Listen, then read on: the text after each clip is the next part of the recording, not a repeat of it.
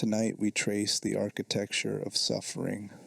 We'll walk through rooms where guilt takes shape, where bodies bend under the weight of what they've done, and where the simple act of being perceived becomes its own exquisite agony. This is Silent Hill at its cruelest, not the jump scares or the monsters in the fog, but the precision with which it dismantles the people who walk its streets. Settle in. The town is waiting, and it knows exactly what you're afraid of. And as always, if you enjoy this content, make sure to subscribe for more deep dives and leave a comment telling us where in the world you are listening from. Opening. The town that punishes by understanding. Silent Hill doesn't kill you quickly. It could. The creatures are capable enough. The environment's deadly enough. But that would be a mercy the town rarely extends.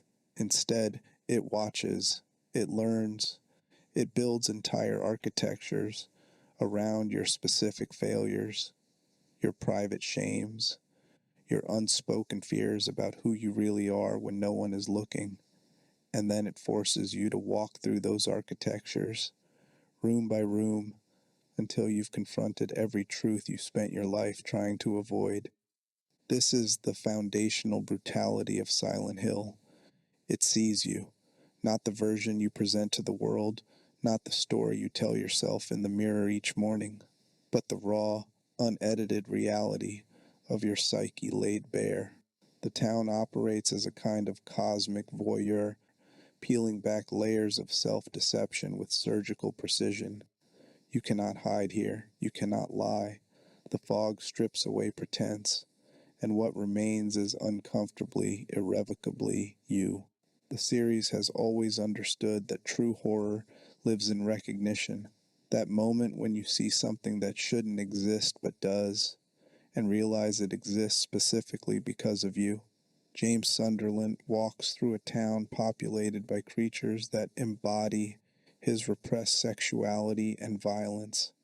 Harry Mason pursues a daughter who may never have existed in the form he remembers. Heather Mason fights manifestations of a cult's beliefs made flesh through her own inherited trauma. The brutality isn't random, it's curated, personal, inescapable. Team Silent, the original development team, built this system deliberately. They understood that survival horror works best when survival itself becomes a question not just of whether you'll live, but whether you deserve to.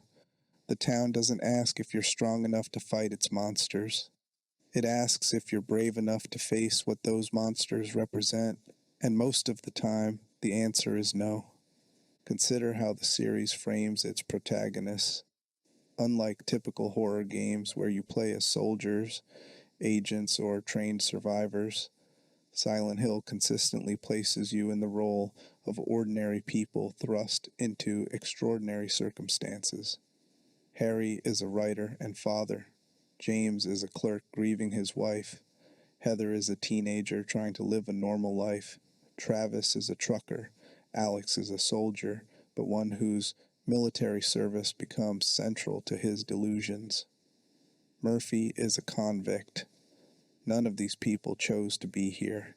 None of them are prepared for what the town will ask of them. This ordinariness matters. When Harry Mason picks up a steel pipe in the fog-shrouded streets of old Silent Hill, he's not activating some latent combat training. He's a desperate man swinging a piece of metal at things he doesn't understand, trying to survive long enough to find his daughter. The combat feels clumsy because it should. You're not supposed to be good at this.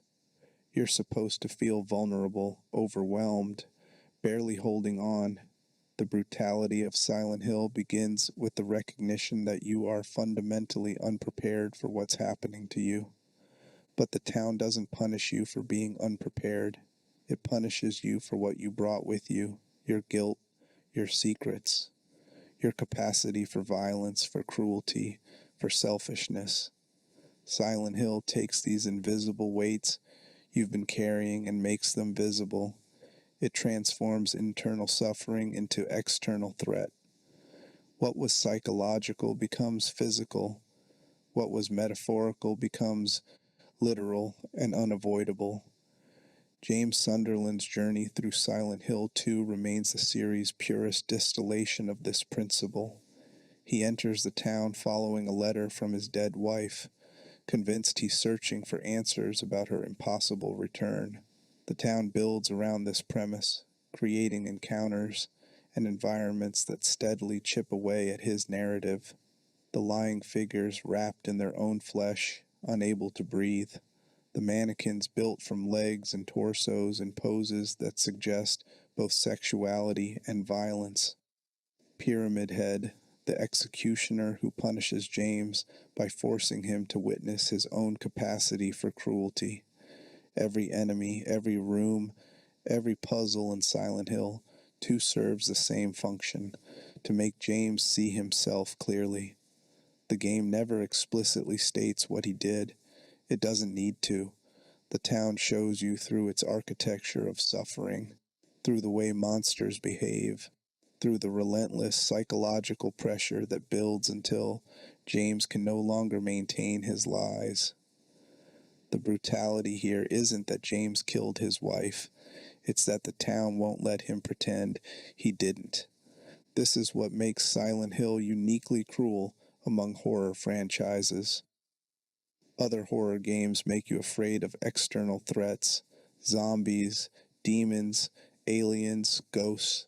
Silent Hill makes you afraid of yourself. It suggests that the worst thing you might encounter in these fog-shrouded streets isn't a monster.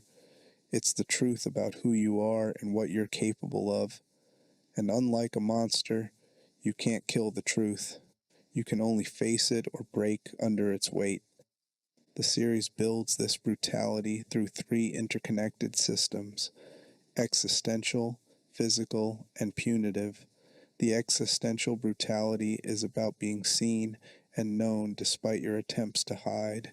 The physical brutality is about bodies, yours and others, being twisted, broken, and transformed into symbols of psychological damage.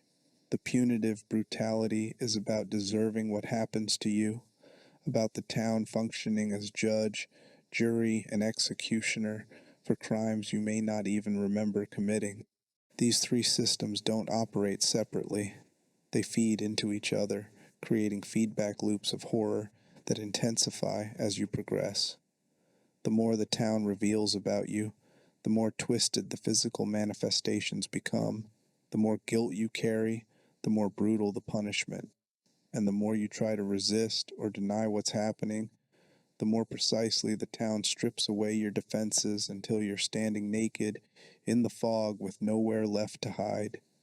Tonight we'll explore all 3 dimensions of this brutality in detail. We'll look at specific games, specific characters, specific moments where the town's cruelty becomes undeniable. We'll examine how Team Silent built these systems and how later developers maintained or modified them. We'll discuss the monster designs, the environmental storytelling, the puzzle logic that forces you to engage with your own guilt.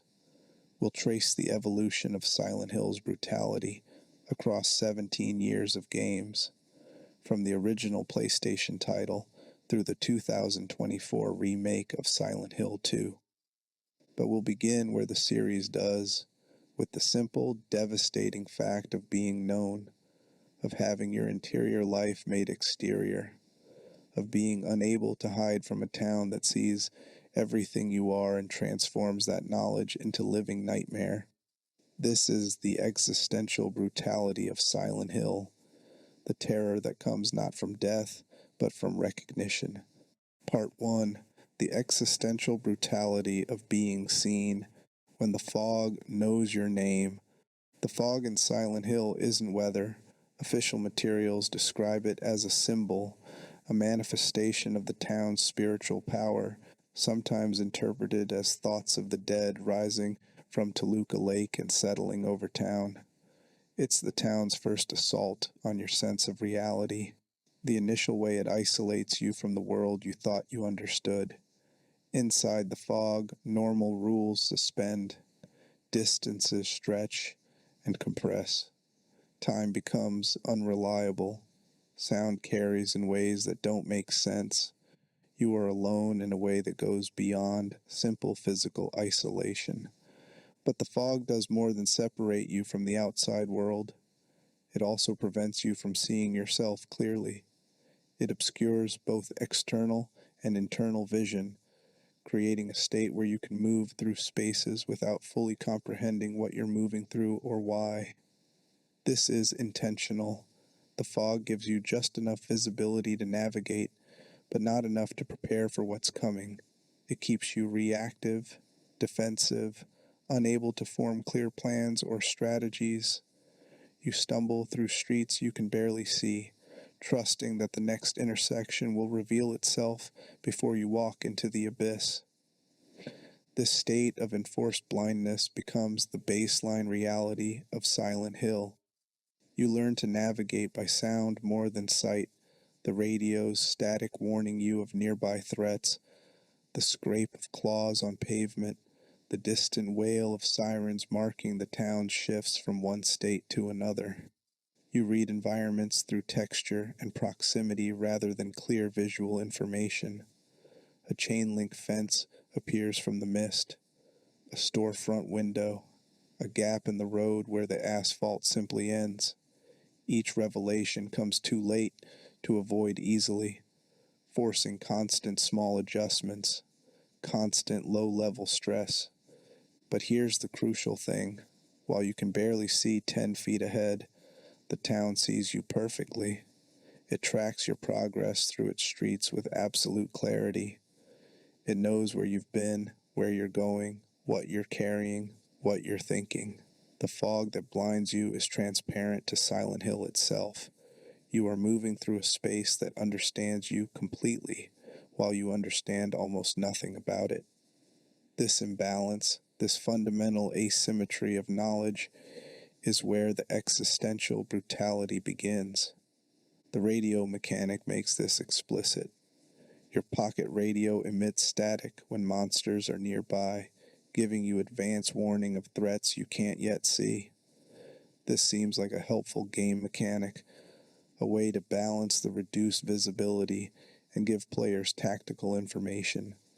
But it also means you're constantly reminded that threats exist just beyond your perception. The static tells you something is watching you, something is close enough to trigger this warning, and you have no way to know exactly where it is or what it wants until it emerges from the fog and commits to an attack. You learn to trust the radio more than your eyes. You stop walking when the static rises. You pan your flashlight beam in slow arcs, searching for movement in the gray. Sometimes you see the shape before it reaches you, a low-slung groaner charging across cracked pavement, an air screamer cutting through the mist with that awful pterodactyl shriek.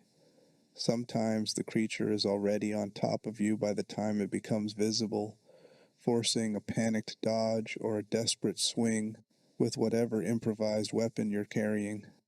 This constant state of being almost seen, but not quite, creates what psychologists call hypervigilance. Your nervous system stays locked in fight or flight mode because you can never fully relax. Even in supposedly safe spaces, save points, locked rooms, empty corridors, you're listening for the radio's warning, watching for movement at the edge of your vision. The town has conditioned you to expect threats from any direction at any moment. You are never truly safe because you are always visible to something that remains invisible to you. But the deepest brutality of Silent Hill's gaze isn't about monsters. It's about the town's ability to read your psychological state and manifest it as environmental reality. The fog doesn't just hide physical space. It hides the mechanism by which your internal reality becomes externalized. Somewhere in that obscure distance, your fears and guilts and shames are being translated into architecture, into enemy behavior, into puzzle logic. The town is constructing a personalized hell around you while you walk through it blind, and you won't understand what it built until you're already trapped inside. James Sunderland experiences this most acutely. Silent Hill 2 opens with him standing at a rest stop bathroom mirror, giving himself a pep talk about finding Mary. He's constructed a narrative. His wife wrote him a letter. He's following her instructions. He's going to find her, and everything will make sense. But the town immediately begins deconstructing this narrative through carefully curated encounters. The first lying figure he meets on the road to Silent Hill proper stops him in his tracks. It's a human shape wrapped in something like vinyl or leather, arms pinned, head pushing against the seam. It moves with awful purpose toward him, then snaps its torso open to spit caustic fluid from the slit. James kills it, has to kill it, and the moment establishes several things at once. First, the town contains threats that require violence. Second, those threats are recognizably human in shape, even when they're clearly not human in function. Third, the design of this creature speaks to something specific: confinement, suffocation, the body as prison. James doesn't consciously recognize what the lying figure represents. He's not standing over the corpse thinking about how it reflects his own feelings of being trapped, his sense that he can't breathe, his guilt pressing down on him like a straitjacket. But the town knows. It placed that specific enemy at that specific moment because James's internal state called for it. The monster is a mirror, and James is looking at his reflection without realizing that's what he's seeing. This continues throughout the game. When James meets Angela Roscoe in the cemetery, she's searching for her mother, clearly disturbed, barely holding herself together. She asks if he saw a letter, emphasizing that he couldn't have, that it was for her, that he shouldn't read it even if he found it. The exchange plants seeds. Letters can be lies. Memory can be unreliable. People come to Silent Hill looking for things they won't find. Angela disappears into the fog, and James continues on, not yet understanding that her story parallels his own. The mannequins appear in apartment rooms, posed in ways that suggest both vulnerability and threat. Two pairs of legs joined at the waist, waiting in corners and closets, springing to life when light hits them. James sees them as obstacles, enemies to avoid or destroy.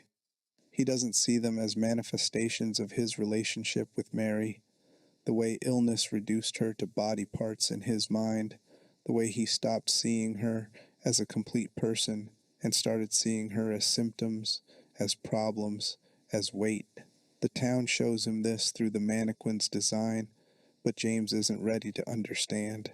Pyramid Head appears in room 307 of Woodside Apartments, and the encounter cements the pattern. James hides in a closet while the figure in the rusted pyramid helmet assaults two mannequins, killing one and doing something worse to the other. The scene is explicitly violent and sexual, forcing James to witness brutality he cannot stop or escape. He's trapped in the closet, trapped by his voyeurism, trapped by his inability to act, trapped by what this moment reveals about his own capacity for violence and his own relationship to the feminine forms being destroyed. Pyramid Head doesn't kill James in this encounter. He doesn't even acknowledge James's presence. He performs his violence, drags the mannequin away, and leaves. James emerges shaking, trying to process what he just witnessed. The game doesn't explain. It doesn't need to. The town has shown James an aspect of himself, the executioner, the part that punishes, the part that destroyed what he claimed to love, and let him sit with that vision without fully understanding it. This is the existential brutality.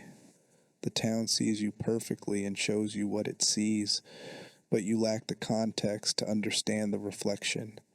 You're being confronted with truth you're not ready to accept, forced to witness evidence of things you've repressed, made to walk through environments that speak directly to your guilt and shame while your conscious mind struggles to decode the message. The brutality isn't that the town knows, it's that the town knows and you don't, creating a situation where you're constantly off balance, constantly reacting to threats that feel random but are actually precisely calibrated to your psychological profile. The architecture of accusation. Buildings in Silent Hill stop being buildings and start being statements. Rooms don't serve functional purposes anymore. They serve narrative ones. A hospital becomes an examination of medical trauma and bodily violation. A school transforms into a study of lost innocence and failed protection. An apartment complex turns into a maze of domestic dysfunction and intimate violence. The town takes these charged spaces and strips away anything that doesn't serve the story it's trying to tell about you. Brookhaven Hospital in Silent Hill 2 demonstrates this perfectly. It's a 3-story medical facility with clearly labeled wings, floor maps on notice boards, and a logical layout that makes sense on first approach. Ground floor for administration and intake. Second floor for patient rooms labeled M Wing. Third floor for another set of patient rooms labeled S Wing. Roof for fresh air, and a diary that will devastate you if you read it carefully. Everything seems orderly, mappable, understandable. But the hospital doesn't function the way hospitals function. Doors open and close based on narrative logic rather than architectural sense. The path forward requires gathering keys from rooms that shouldn't connect, solving puzzles built around patient suffering, and confronting enemies that are explicitly medical in nature. Bubblehead nurses with pipes and silent screams, creatures that used to care for people before something transformed them into threats. The Louise Box puzzle exemplifies the hospital's accusatory architecture. Room S14 contains a metal box bound with chains and 4 locks, 2 requiring keys, 2 requiring numerical codes. The purple bull key sits on a document room desk. The lapis I key waits in a patient room drawer. 1 code appears on carbon paper from a typewriter in an examining room. The other code is scrawled in blood on the wall of a padded cell, hidden in a riddle. Turn, turn, turn the numbers that were so kind to you. James must gather these pieces by exploring spaces designed around medical examination, diagnosis, and treatment. He reads patient files that describe suffering he can only partially understand. He searches examination rooms for clues written by doctors who documented symptoms without understanding their causes. He enters treatment rooms where procedures went wrong. Each location reinforces the same message. This is a place where bodies were examined, where suffering was cataloged, where people became cases rather than people. The padded cell where the final code appears is particularly brutal. The special treatment room, official materials call it, a small space with soft walls, a single door, and blood writing that James has to decode. The room exists for one purpose, to contain people who became dangerous to themselves or others. Standing in that room, reading the riddle written in blood, James is being positioned by the town as someone who needs containment, someone whose treatment requires isolation and force. The puzzle makes him inhabit the perspective of the confined, makes him solve his way out using clues written by someone in extremis. When he finally opens the Louise box with both keys and both codes, he finds items that let him continue deeper into the hospital, but the act of opening it has already done its work. He's proven he can navigate a space built entirely around medical suffering.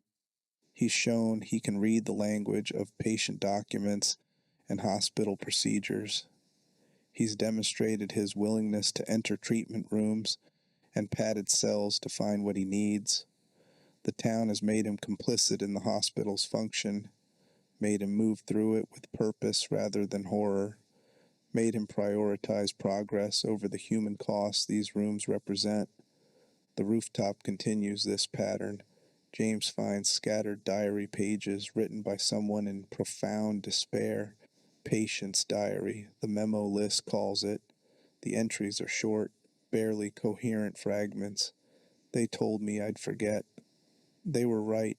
I can't even remember what I've forgotten, but I know it was important. I know it mattered. The writer describes medication that dulls everything, treatments that erase more than they heal, a creeping sense that the person they used to be is dying even while their body continues to function. James reads these pages because the game requires it for progression, but reading them positions him in relationship to the writer's suffering. Is he the patient describing their own decline? Is he the family member who authorized the treatment? Is he the medical professional who administered it? The diary doesn't specify, and the town doesn't clarify. It simply makes James absorb this testimony of gradual erasure, this record of someone losing themselves by degrees in a place supposedly designed to help them. Then Pyramid Head appears and shoves James off the roof. The violence is sudden, overwhelming, unavoidable. One moment, James is standing on the rooftop trying to process what he's read. The next, he's falling, crashing through to a lower level of the hospital he couldn't access before. The fall itself is the point. Pyramid Head doesn't fight James. He doesn't chase him. He simply removes him from the contemplative space of the rooftop and drops him into the functional spaces below, where the hospital's real work happens. James lands in areas previously locked, storage rooms, staff corridors, the medical machinery that keeps the hospital running. These spaces are grimmier, more utilitarian, stripped of the patient-facing veneer. Here he finds the remaining codes for the Louise box, the final pieces needed to complete the hospital sequence. But he also finds evidence of what hospitals actually do. Not the healing presented in brochures, but the pragmatic management of bodies, the documentation of failure, the disposal of waste. The Flesh Lips boss encounter ends the hospital segment.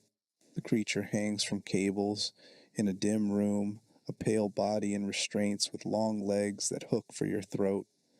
It's explicitly medical in presentation, strapped down, suspended, kept in place by equipment designed for that purpose. Fighting it means dodging those grasping legs, avoiding the grab that leads to a strangling animation, shooting the vulnerable body between attempts to restrain you. The battle isn't difficult mechanically, but it's uncomfortable in ways that pure challenge isn't. You're attacking something that's already restrained, something that looks human enough to trigger the wrong instincts, something that reads as a patient being kept against their will. When Flesh Lips finally dies, the hospital shifts. The other world takes over completely. Rust and chain link spreading across walls, grating replacing floors, the industrial nightmare aesthetic that defines Silent Hill's most brutal spaces. This transition makes explicit what was always true. The hospital was never about healing. It was about what James did to Mary. It was about medical intervention as violence. It was about the way prolonged illness transforms love into burden, and people into problems requiring management. The town constructed Brookhaven Hospital specifically to make James walk through these implications. It built a space that forced him to navigate patient suffering, decode medical documentation, inhabit treatment rooms, and ultimately confront a bound figure he had to kill to proceed. Every puzzle made him participate in the hospital's function. Every enemy made him witness medical care's capacity for harm. Every room accused him of something he couldn't quite articulate, but understood at the level of nausea and dread. This is architectural accusation. The town builds spaces that make you complicit in what they represent simply by requiring you to move through them. You cannot refuse to enter these rooms. You cannot avoid solving these puzzles. The game's progression demands you engage with environments that are explicitly designed around themes of guilt, suffering, and wrongdoing. And every time you solve a puzzle, every time you unlock a door, every time you make progress through these accusatory spaces, you're proving the town right. You can navigate this. You understand this. On some level, you belong here. When your victims testify, Angela Roscoe appears 3 times in Silent Hill 2, and each encounter strips away another layer of James's denial. She is not his victim. Her trauma predates his arrival. Her suffering stems from her own family's brutality, but the town places her in his path deliberately, using her story as a mirror to reflect truths about his own. The cemetery meeting establishes her search for her mother and her immediate defensiveness about her letter. The apartment encounter shows her clutching a knife in a room covered with newspaper clippings about a murder, and when James tries to take the knife for his own use, she snaps, "It might be better if you don't take that." The suggestion that he shouldn't have it, that he might use it wrong, that his possession of it would be dangerous. All of this lands differently on replay once you know what James did with his own hands. But the final Angela encounter after the abstract daddy fight in the hotel's sub-basement is where the town's brutality becomes undeniable. James finds her in a burning stairwell, walls aflame, heat distorting the air, and Angela standing at the bottom looking up. The flames don't touch her. They're not physical fire as much as visual representation. This is how Angela experiences reality. The world burns because she's burning. The stairs lead nowhere because there's nowhere for her to go. The heat is her trauma made environmental. James tries to comfort her. He says something generic about finding her mother, about things getting better. Angela's response cuts through everything. "You see it too? For me, it's always like this." She climbs the burning stairs. James calls after her. She turns one final time. "I'm not your Mary," and she disappears into the flames forever. That line, "I'm not your Mary," does several things at once. First, it confirms that James has been projecting his dead wife onto other women in the town, trying to find her in faces that aren't hers. Second, it establishes that Angela understands what James doesn't yet, that Mary is dead, that James's search is built on denial, that they're both in Silent Hill for similar reasons even if the specifics differ. Third, it positions Angela as someone who sees through James's performance, who recognizes his guilt even when he's still hiding from it. The burning stairwell is Angela's reality. The fact that James can see it at all means the town is showing him truth he'd otherwise miss. He's being allowed, forced, to witness how someone else experiences Silent Hill, to see the personalized hell the town has built for Angela, to understand that multiple people can be in the same physical location while inhabiting completely different psychological realities. The flames burn for Angela.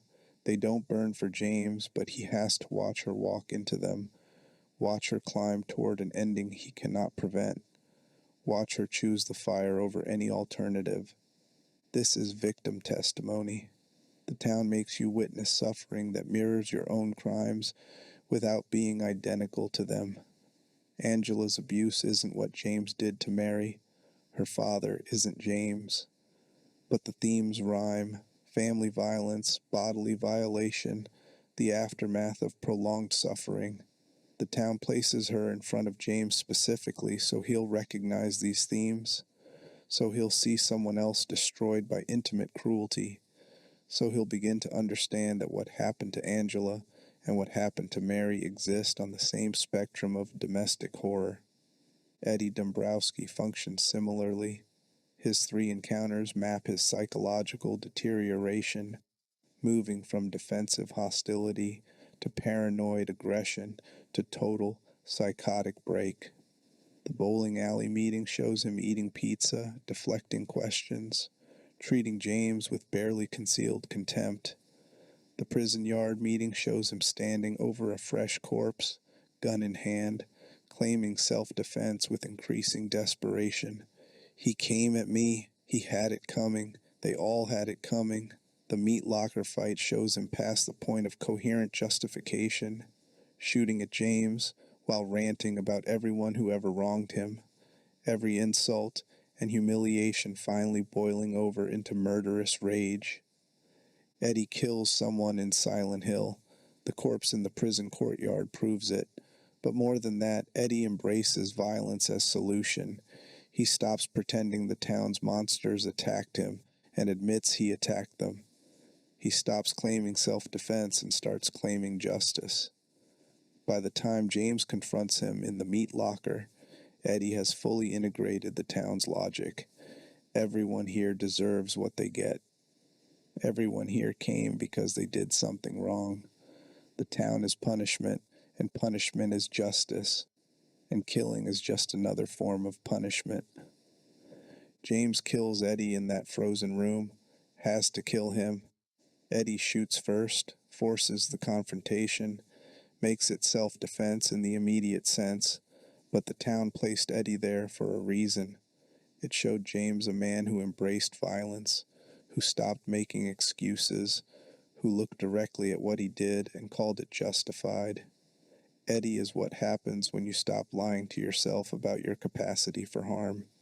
He's the end point of acknowledging guilt without processing it into something other than more violence. After the fight, James stands over Eddie's body and says quietly, "Eddie, have you gone nuts?" Then, even more quietly, "Or was I the crazy one?" The question hangs in the frozen air. James has just killed someone. In self-defense, yes. In response to immediate threat, yes. But still, he killed someone. The town gave him a gun and put him in situations where using it was necessary. And now he's standing over a corpse, wondering if he's crazy or if everyone else is. This is what victim testimony does in Silent Hill. It shows you people who share aspects of your guilt and lets you watch them break under it. Angela chooses fire. Eddie chooses violence. Both deaths happen in front of James, unavoidable, positioned as warnings about what happens when you follow certain paths to their conclusions. The town isn't being subtle. It's showing James his options. Keep lying and burn like Angela, or embrace what you did and lose yourself like Eddie. But the most brutal victim testimony comes from Maria herself, or the multiple versions of Maria the town creates. She appears at Rosewater Park, looking exactly like Mary, but wearing different clothes, acting differently, claiming to be someone else entirely. She knows things about James she shouldn't know. She flirts in ways Mary never did. She accompanies him through parts of Silent Hill, acting as guide and companion, and then the town kills her, over and over. Pyramid Head impales her through the elevator grate while James watches. She dies in the hospital room while James is locked out. She appears again, alive, with no explanation. Maria is what the town built, from James's memories of Mary filtered through his guilt and desire. She's Mary without the illness. She's Mary available and healthy and interested. She's the version of his wife that never got sick, never became a burden, never forced him to make terrible choices. And the town keeps putting her in front of him and then taking her away, forcing him to watch her die repeatedly, making him feel the loss without being able to prevent it. The cruelty here is exquisite. James wanted Mary healthy. The town gives him that, but it gives him that specifically, so it can kill her in front of him multiple times, recreating the trauma of loss in concentrated doses. Maria's deaths are quick, violent, unavoidable. Mary's death was slow, mediated, chosen. The town takes both versions and makes James live through them simultaneously. The fantasy wife who keeps dying suddenly, the real wife who died over months. Neither version survives, both versions blame him. The final Maria encounter in Lakeview Hotel makes the accusation explicit. She transforms into the hanging boss fight, suspended in a metal frame, limbs reaching, voice shifting between Mary's and Maria's. She asks why James killed her. She asks if he really loved her. She asks if she was just a burden he wanted gone.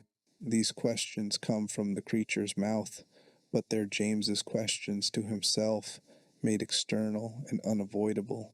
The town is using Maria's face to voice what Mary might have thought in her final moments, what she might have felt as the pillow pressed down.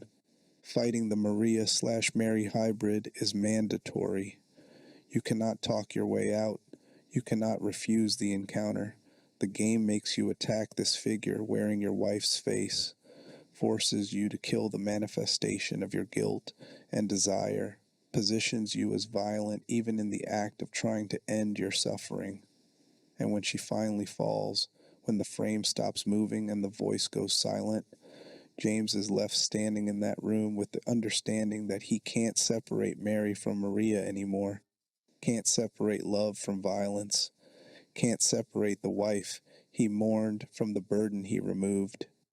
Every encounter with Angela, Eddie, and Maria serves the same function, testimony from the victims. The town brings forth people who reflect James's crimes back at him, who show him what guilt looks like when processed through different psychological frameworks, who force him to witness suffering that resonates with his own actions even when the specifics differ. Angela burns, Eddie explodes, Maria dies and dies and dies, and James watches all of it, unable to save any of them, slowly learning that he's watching previews of his own endings, the gaze that never blinks.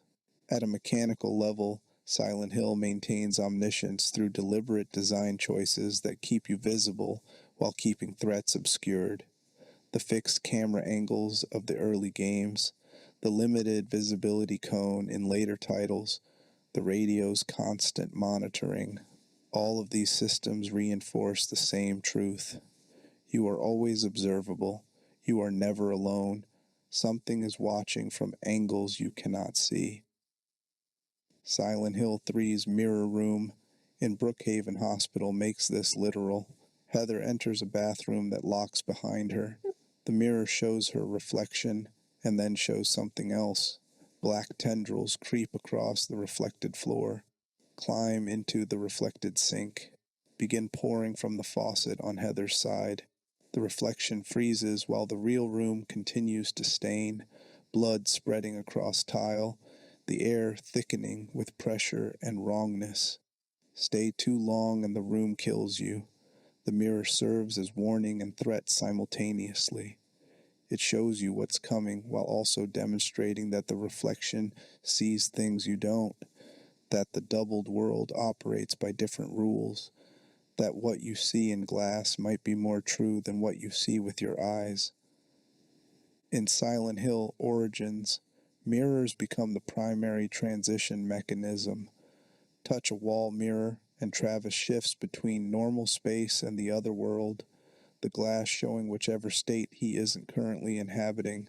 Alessa appears early to teach this mechanic, making it clear that mirrors aren't decorative.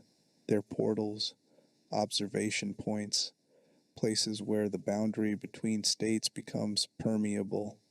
Standing in front of these mirrors, you see yourself in two worlds simultaneously. You watch yourself from outside yourself. The reflection isn't passive, it's active, showing you truth about your location that your physical senses miss. The 2024 Silent Hill 2 remake expands mirror functionality into puzzle mechanics. Lakeview Hotel's room 202 requires using thinner on a photograph of a briefcase seen through a vanity mirror to reveal the code hidden beneath black marker. Room 205 contains similar mirror-based riddles where the reflection shows information the object itself conceals. These aren't abstract puzzles. They're literalizing the series' core theme. The mirror sees what you're hiding. The reflection reveals what you tried to obscure. Truth lives in the glass, and the town forces you to consult it. But the cruelest use of the town's omniscient gaze comes through enemies that shouldn't exist. The prisoner in Silent Hill 2's Toluca prison is classified as a monster in official materials even though it's never visible and the radio doesn't warn about it. It's just a voice working the length of a cell tier, muttering to walls you can't see through. You hear it clearly enough to know something is there, but the town refuses visual confirmation. The voice creates presence without form, monitoring without materiality. You're being observed by something that won't grant you the courtesy of observation in return. The larval stalkers and mature stalkers in Silent Hill 1 operate similarly. The larvae are harmless shadows that drift through otherworld midwich, barely there, making small sounds, fading before you can focus on them. They establish surveillance without threat. Something is watching, something is present, but it won't hurt you yet. The mature stalkers in Nowhere reverse this. Nearly invisible knife-wielding threats that lunge from angles you can barely perceive. The radio warns, but the visual confirmation comes too late.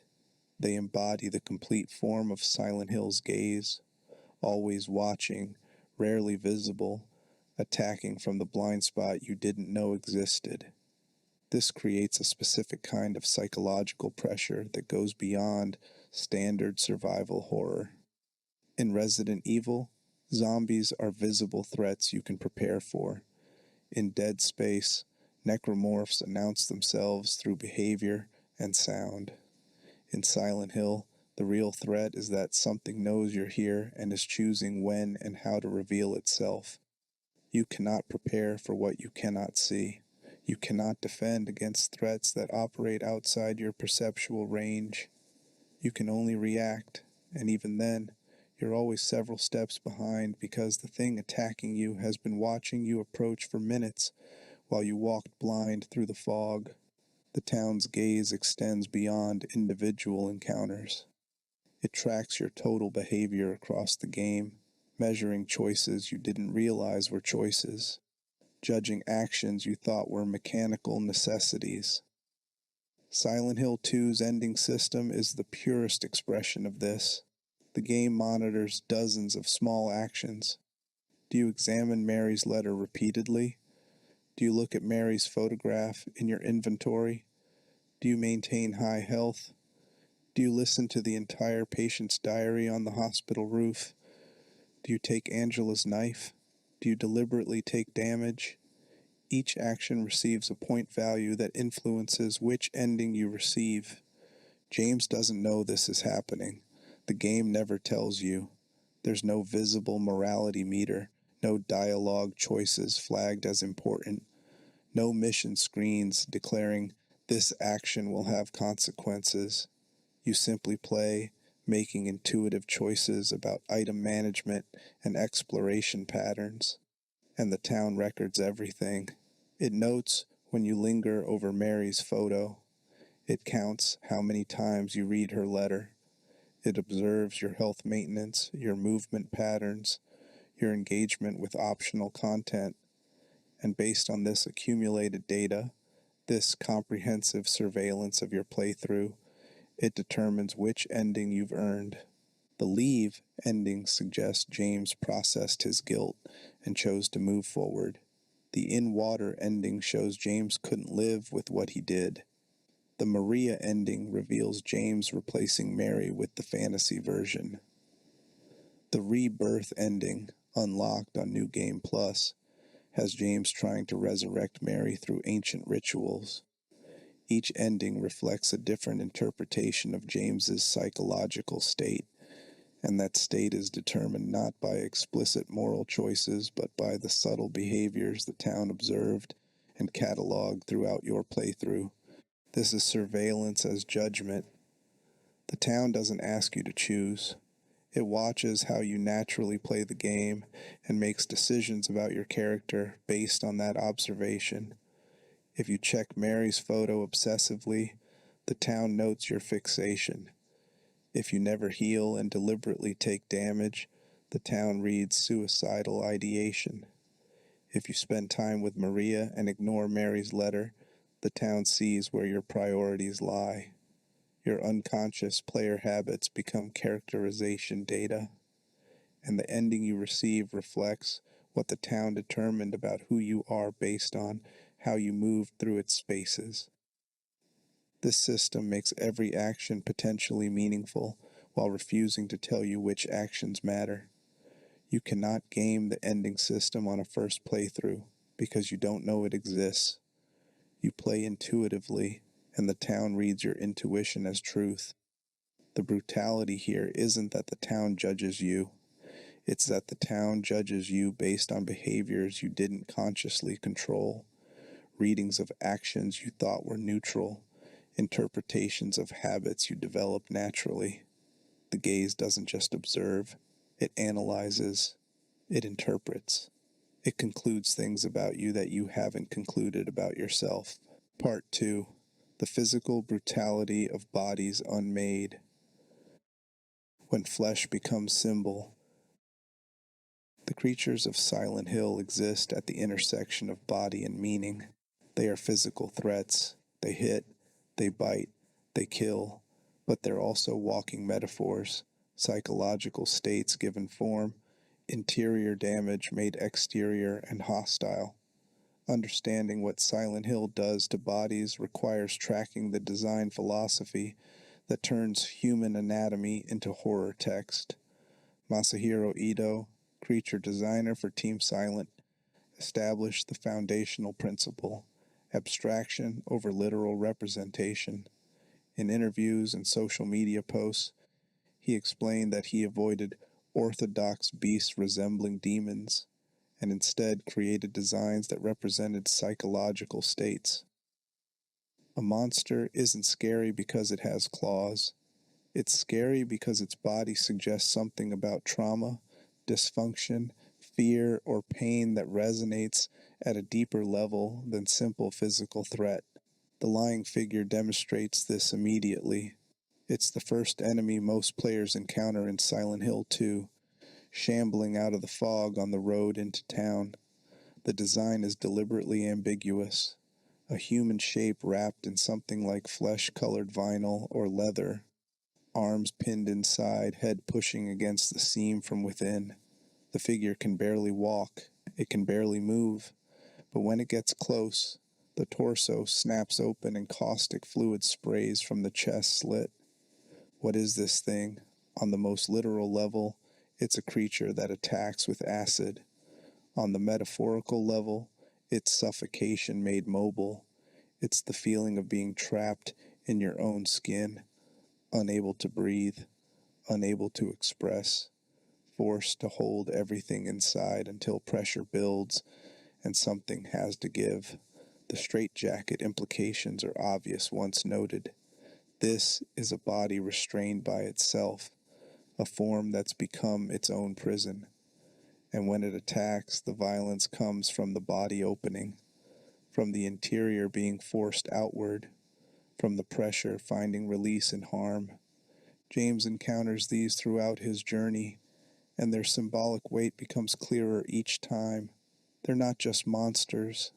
They're physical manifestations of how guilt feels, constrictive, suffocating, building internal pressure that has to escape somehow.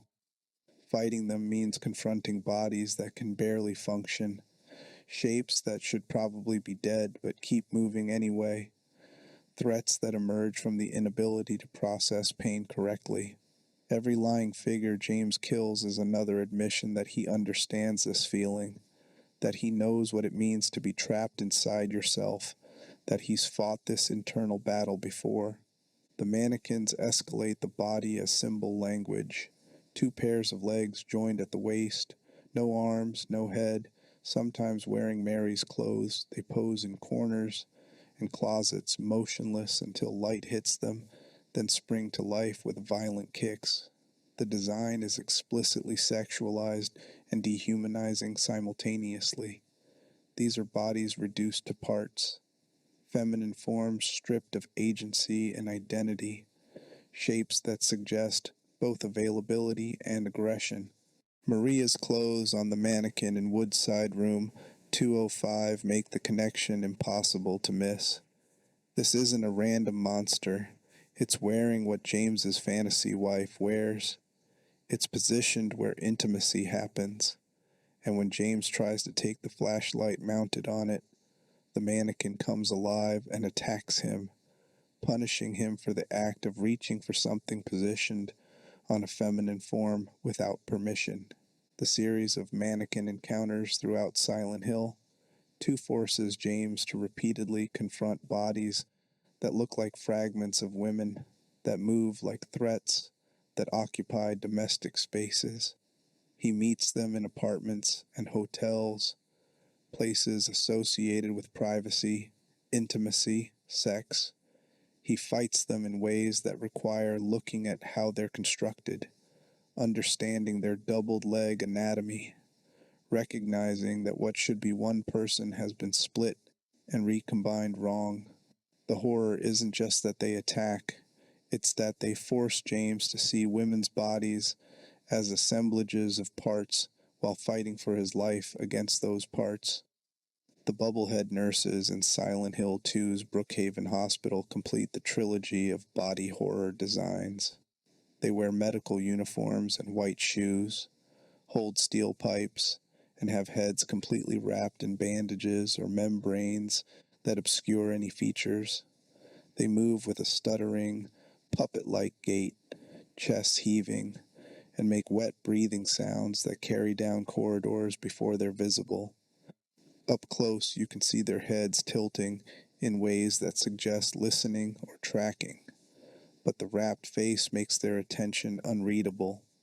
These are care figures perverted. Nurses exist to heal, to comfort, to help bodies through medical trauma. The bubblehead variants can only harm. They wander hospital corridors with weapons. They attack on sight, and their medical uniforms make it clear they're operating in a caregiving space with the opposite intention. The wrapped head removes personhood. You're not fighting a person, you're fighting a role, a function, the idea of medical care stripped of humanity and filled with violence instead. But the design also speaks to Mary's experience of hospitalization. She lay in Brookhaven beds being cared for by nurses whose faces she probably stopped seeing as human and started seeing as medical functions. The nurses who examined her, who administered medication, who managed her suffering, Mary would have seen them as the walking embodiments of her condition, as symbols of illness and treatment rather than as individual people with their own lives. The town takes this and reverses it. Now the nurses are hostile. Now their care is violence. Now James must fight through medical professionals who attack him the way Mary's illness attacked her through medical intervention. The geometry of suffering. Beyond individual monster designs, Silent Hill transforms entire bodies, architecture, environment, the physical space itself, into expressions of pain. The otherworld's rust and chain link aesthetic isn't just visual style. It's the game's way of showing what locations look like when you strip away the pretense that they're neutral spaces and reveal their actual function. Alchemilla Hospital begins as a normal medical facility. Tiled floors, painted walls, fluorescent lighting, numbered doors. Everything reads as institutional but functional. The hospital has a map. The map is accurate. Rooms connect logically. You can navigate using normal spatial reasoning. But after the shift, after the siren, after the lights dim and the radio begins its permanent scream, the same building becomes a cage. Walls turn to chain link so you can see through them but not pass through them.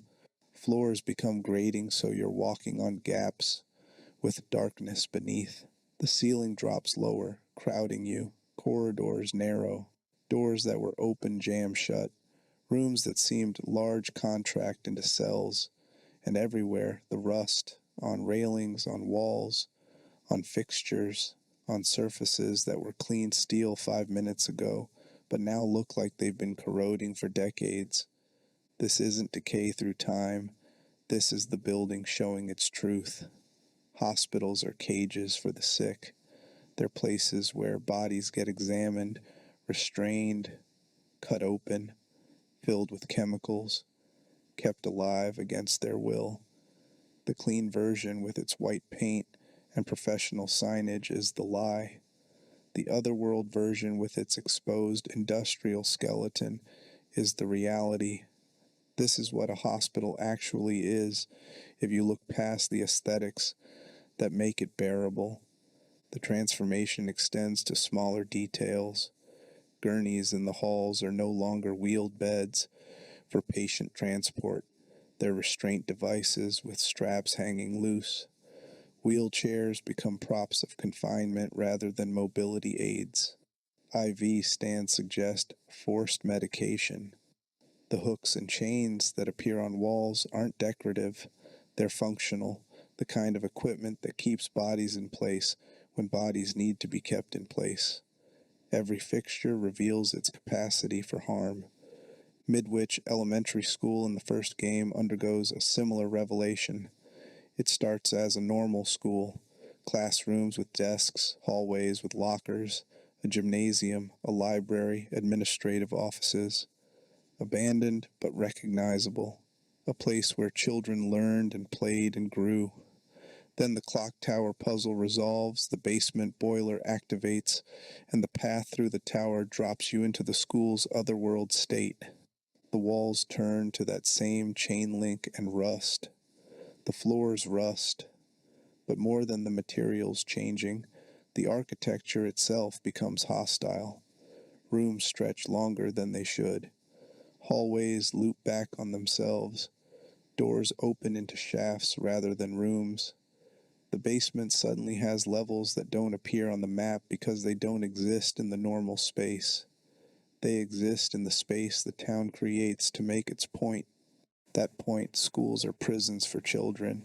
They're institutions where young bodies are contained, disciplined, processed through standardized systems, taught to conform. The otherworld strips away the educational veneer and shows the containment infrastructure. The chain link makes this literal. You're in a cage. You can see other cages, but you cannot escape the specific cage you're in without solving the puzzle that serves as its lock. Gray children or mumblers, depending on regional version, populate this space, reinforcing the message. These are child-sized figures with knives, attacking with the desperate aggression of children who've learned they're trapped, and violence is the only response they have. They aren't protecting anything. They aren't serving any purpose except expressing the hostility the building now contains. They're what children become when you lock them in cages and call it education. The boiler room boss fight against Splithead occurs in this otherworld school, in a space that's too hot, too loud, too confined. The arena is all pipes and grates and steam. Splithead itself is a mass of flesh with a jaw that opens impossibly wide, a mouth that takes up most of its body. It charges and snaps, trying to catch you in that jaw, trying to close teeth around you and crush. The fight isn't difficult if you understand the pattern. Shoot into the open mouth when it commits, but the space makes it claustrophobic, makes you fight in quarters too tight for the size of the threat. Defeating Splithead triggers the reverse shift. The steam stops, the heat drops, the walls lose their rust.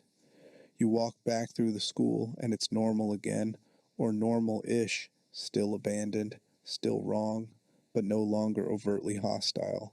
The building exhales, releases you, lets you step back outside into the fog.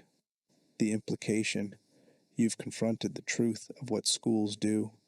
You fought through the metaphor, and the building has nothing left to show you. You understand now. You can leave. Lakeview Hotel's transformation is the most extensive spatial brutality in Silent Hill 2. The first pass shows a functional hotel, clean lobby with check-in counter and save point, carpeted halls, numbered guest rooms, restaurant with lake views, employee areas behind locked doors. Everything makes sense architecturally. The building works the way hotels work. You solve puzzles, gather keys, unlock progression routes, all within a space that feels navigable and ultimately comprehensible. Then room 312, then the videotape, then the knowledge of what James did during his vacation with Mary at this hotel, and the building turns on him.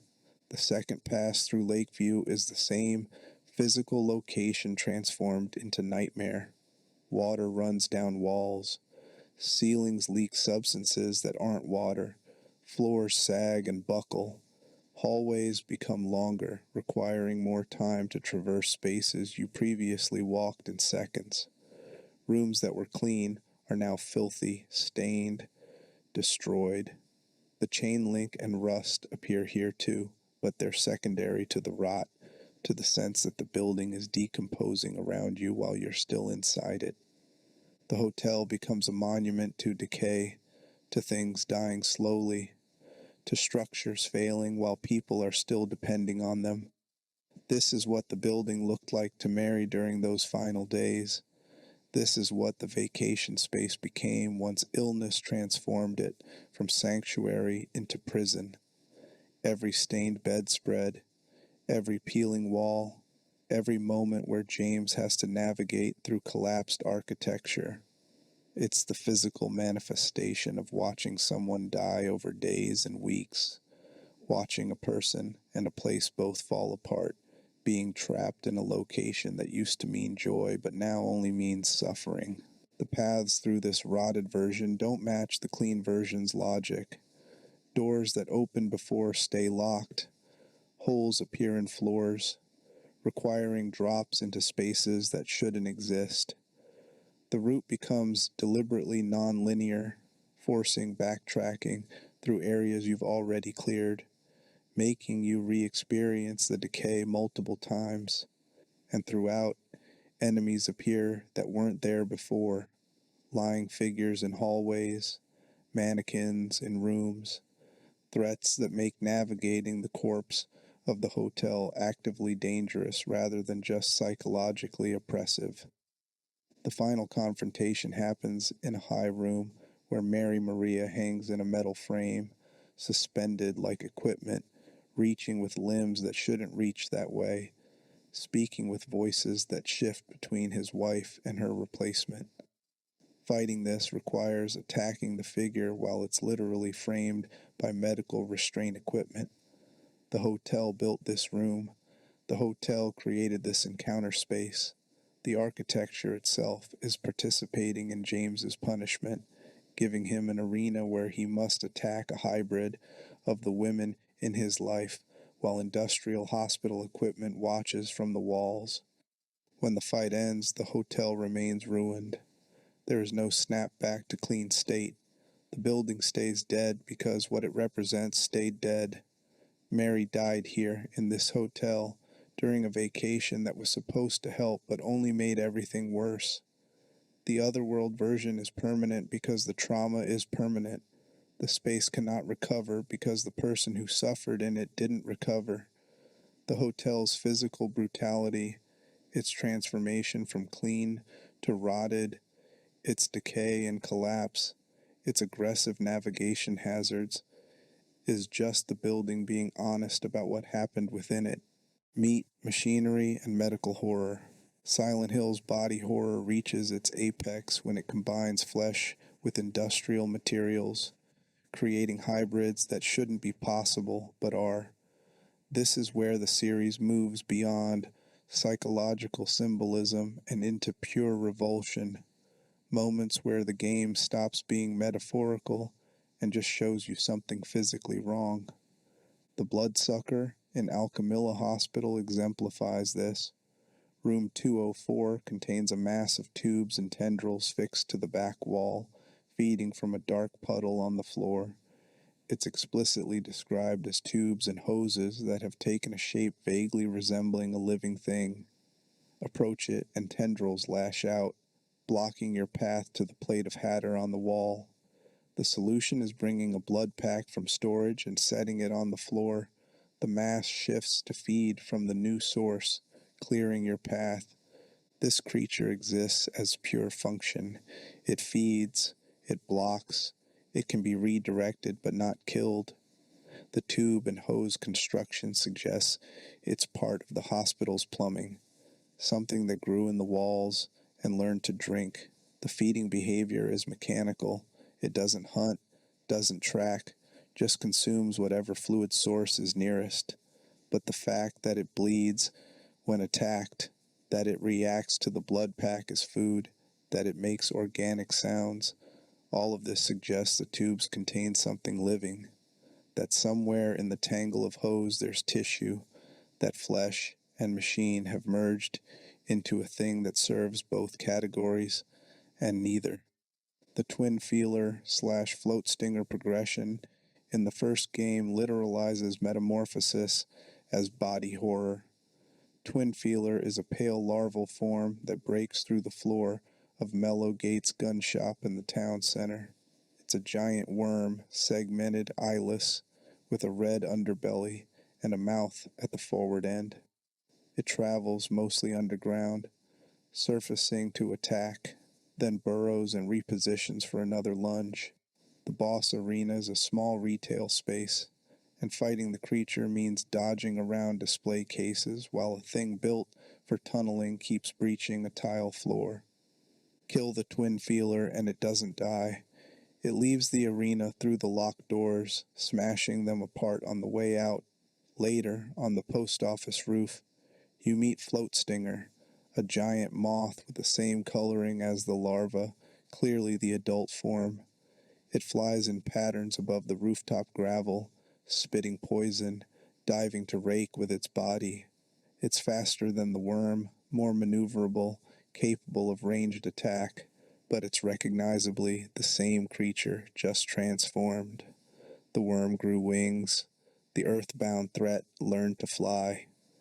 This progression happens in the span of a few hours of gameplay.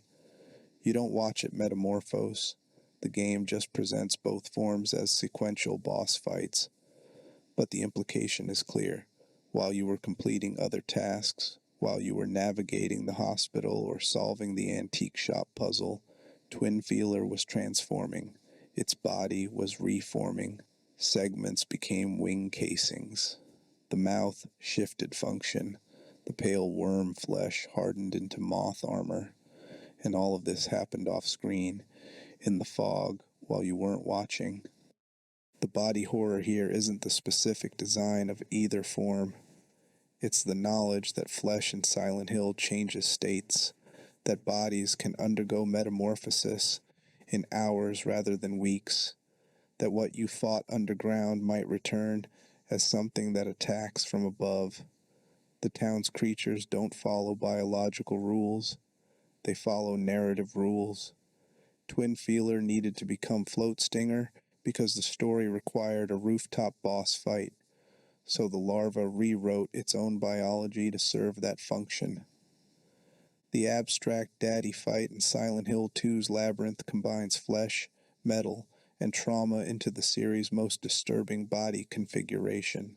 The creature is two bodies, fused together under a rusted bed frame, moving as one entity.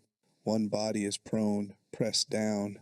The other is on top, weight distributed in ways that suggest assault. The frame that binds them is part of the creature, not armor, not clothing, but structure integrated with flesh. Arms extend from the mass, not cleanly, but as if the bed grew them. The faces, if they can be called faces, are barely distinguishable from the metal and cloth that surrounds them. This is Angela's monster, not James's, and its design reflects her specific trauma with brutal clarity. The bed as part of the creature's body, the two-figure positioning, the way it moves, pushing forward in a smothering advance, trying to pin you against walls, attacking through proximity and weight rather than strikes. Everything about the design communicates domestic sexual violence. The bedroom a site of assault, the furniture complicit in what happened. James fights this on Angela's behalf, and the battle is uniquely uncomfortable because of what it makes you do. You cannot retreat. The room is too small. You must dodge the creature's advances, find angles where you can shoot the upper mass, wait for it to commit to an attack before you fire. The fight forces close engagement with something designed around sexual assault requires you to study its patterns, learn its tells, understand how it moves so you can exploit openings. You have to engage with the symbolism in order to win. After Abstract Daddy falls, Angela enters and you understand. The room you're in isn't the room she's in. James sees a concrete cell with the corpse of a monster. Angela sees something worse, something the game doesn't show because it's specific to her trauma and not meant for James's eyes. She takes the knife from the creature's remains, takes her father's knife, the knife keeper from the apartment encounter, and leaves through a door James didn't see open. The creature dies in one reality and continues in another, because Angela's trauma doesn't end just because James beat the boss fight. This is where Silent Hill's physical brutality becomes most sophisticated, when the game acknowledges that the bodies it's showing you, the twisted creatures, the medical equipment made hostile, the spaces that rot and collapse, are representations, not actualities. They're true to psychological reality but divorced from physical law. The bloodsucker exists because the hospital needs a body that feeds. Twin Feeler becomes Float Stinger because the narrative needs transformation. Abstract Daddy takes the shape it does because Angela's trauma demands that specific configuration. The town builds bodies to serve meaning, not biology. But just because the creatures are metaphorical doesn't mean they're not physical. They have meat, they have mass, they bleed, they die. You can touch them, hit them, kill them. The game never lets you forget that these are bodies, not illusions. When a lying figure falls, it leaves a corpse. When you shoot a bubblehead nurse, she stumbles and drops. When Abstract Daddy finally collapses, the bed frame crashes to concrete with a sound that proves weight and substance. The brutality isn't that these things exist only in the mind. The brutality is that they exist in the mind and in the flesh simultaneously, refusing the boundary between metaphor and matter. Transformation as punishment. Several Silent Hill games feature characters undergoing physical transformation as part of their narrative arc, and these changes always represent punishment rather than growth. The body doesn't evolve, it degrades, distorts, or reveals something that was always there but hidden. Transformation is exposure, and exposure is violence. Alessa Gillespie's burned body in the first game establishes the pattern. She exists in at least 3 states. The burned husk kept alive through the cult's ritual, the astral projection that guides Harry and Cheryl as the separated good half. The burned body is the original, kept breathing through dark magic despite injuries that should be fatal. The game shows this body occasionally, wrapped in bandages, skin visible between strips, clearly in constant agony. This body cannot move, cannot speak properly, cannot do anything except suffer and influence the town around it through force of psychic pain. Alessa didn't choose this state. It was done to her. Her mother burned her as part of a ritual meant to birth a god, and the subsequent 7 years in a hospital bed are her body refusing to die while also refusing to heal. She's trapped in transformation's worst state. caught between death and life, unable to complete either process, held in perpetual in-between as punishment for being the vessel her mother chose. The game never shows Alessa's moment of burning. It never depicts the ritual directly, but the evidence of her body, the burns, the bandages, the way she has to use astral projection to move because her physical form cannot, tells the story of transformation as extended assault. Her body was changed by fire and magic, and that change locked her into suffering that she can only escape by either completing the transformation into a god, which would end her as Alessa, or dying, which the cult won't allow. The burned body is the physical proof that some transformations are permanent prisons. Pyramid Head's nature as James's self-imposed executioner makes his appearance in Silent Hill 2 a kind of transformation in reverse. He doesn't change physically throughout the game. Always the same red pyramid helmet, the same massive frame, the same deliberate movement, but his function transforms. First encounter, he's a monster assaulting other monsters, establishing dominance and horror. Later encounters show him as pursuer, as blocker, as the thing that drives you toward confrontation. The two pyramid heads in the labyrinth represent the final transformation, executioners that execute themselves, driving spears through their own torsos when their function completes. The game explains this in the final pyramid head room after both figures die. Mary's voice speaks through the static. James, you made them. James, they were here to punish you, but now their work is done. They were embodiments of James's need for punishment. He built them from the town's materials and his own guilt, gave them pyramid helmets and great knives, set them to hunt him through Brookhaven and the labyrinth. And when James finally accepts what he did, when he watches the videotape, when he admits the murder, the executioners transform one last time, from threat to corpse, from James's punishment mechanism to evidence that he's processed enough guilt that he doesn't need them anymore. This is transformation as psychological function made flesh. Pyramid Head doesn't change appearance because he's not a creature growing or evolving. He's a static symbol that transforms in meaning as James's understanding changes.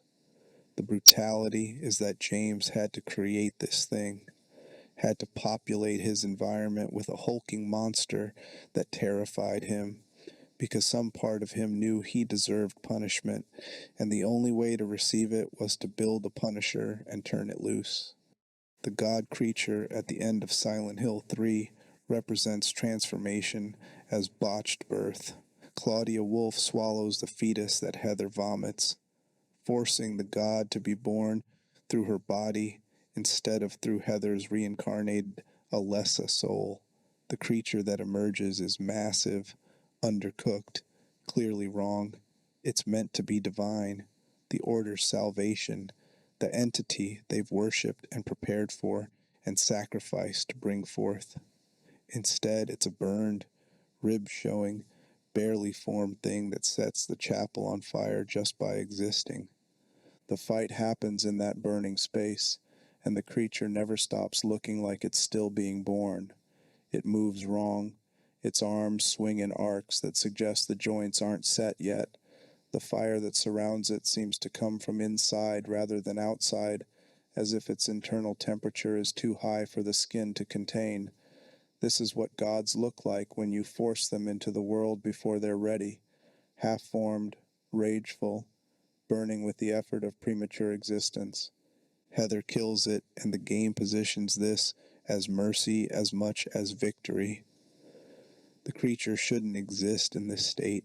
Claudia's body wasn't meant to birth a god any more than Heather's was.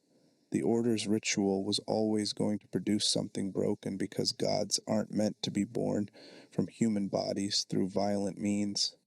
The transformation from fetus to god was interrupted, forced, completed through the wrong vessel, and the result is a thing that burns and attacks and dies because it was never viable to begin with. The physical brutality here is in the god's design. You can see the ribs through charred flesh, see that the skin hasn't finished forming properly, see that this creature is in pain simply by existing. It attacks you because you're there, but also because attack is the only response it has to the agony of being. Transformation was meant to elevate it to divine status. Instead, transformation left it trapped in a body that can't support what it's supposed to be. Walter Sullivan's True Body in Silent Hill 4 makes transformation literal through machinery. The giant corpse figure lashed into the ritual chamber at the end of the game is described as Walter's original body, the one he killed when he was young because he believed the apartment was his mother and he needed to die to return to her womb. That body has been preserved, maintained, turned into the anchor for Walter's ritual.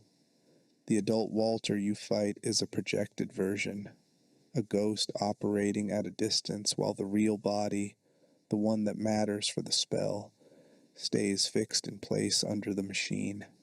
The true body is connected to equipment that looks medical and industrial simultaneously.